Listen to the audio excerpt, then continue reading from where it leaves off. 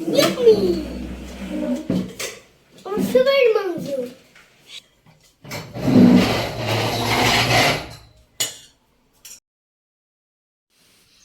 এরকম সুন্দর পালং চিকেন বানানোর জন্য চলো রেসিপিটা চটজলদি একটু দেখে নিই।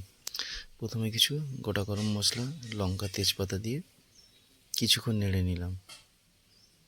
তারপরে এতে একটু পেঁয়াজ দিয়ে দিলাম।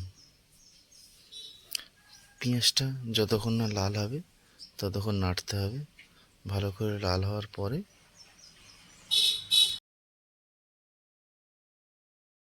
পেঁয়াজটা একটু ব্রাউন কালার হওয়ার পরে চিকেন দিয়ে দিলাম। চিকেনটা ভালো করে নেড়ে নিচ্ছি। একটু সময় ধরে, হাতে সময় নিয়ে একটু ভালো করে নাড়তে হবে। এরপরে পরিমাণ মতো নুন, যে যেরকম নুন খাও সেইভাবে নুনটা দিয়ে দেবে। নুনটা দিয়েও ভালো করে নেড়ে দিচ্ছি যাতে মাংসের মধ্যে নুনটা ঢোকে। বেশ কিছুক্ষণ হওয়ার পরে এবার একটু আদা রসুনের পেস্ট দিয়ে দিলাম। খুব একটা আদা রসুন দেবো না, কারণ আদা রসুন বেশি রিচ করতে চাইবো না।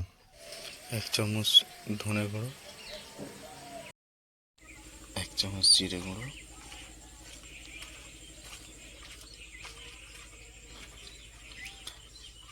হলুদ গুঁড়ো পরিমাণ মতো,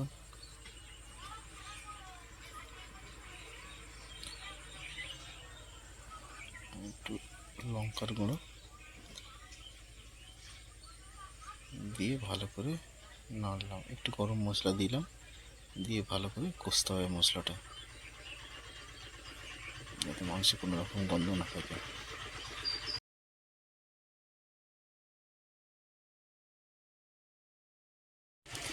বেশ কিছুক্ষণ কষার পরে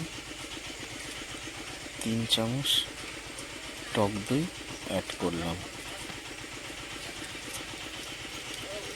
টক দই অ্যাড করে এটা ভালো করে নাড়তে থাকলাম।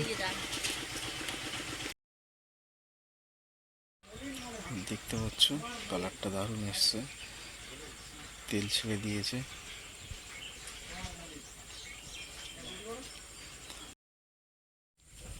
আগে থেকেই পালং শাকটা 2 মিনিট সিদ্ধ করে নিয়েছিলাম, তাতে কটা রসুন আর কাঁচা লঙ্কা দিয়েছিলাম। সেইটা পেস্ট করাটা এবার তাতে দিয়ে ভালো করে নাড়তে থাকবো। মিডিয়াম আঁচে কিন্তু এটা করতে হবে।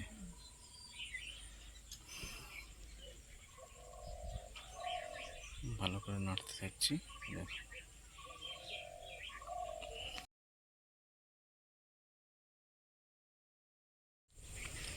আর কিছু সময় ধরে কষতে থাকলেই হয়ে গেল পালং চিকেন। ঝাল ঝাল টক টক দারুণ স্বাদের। একবার ট্রাই করে দেখতে পারো।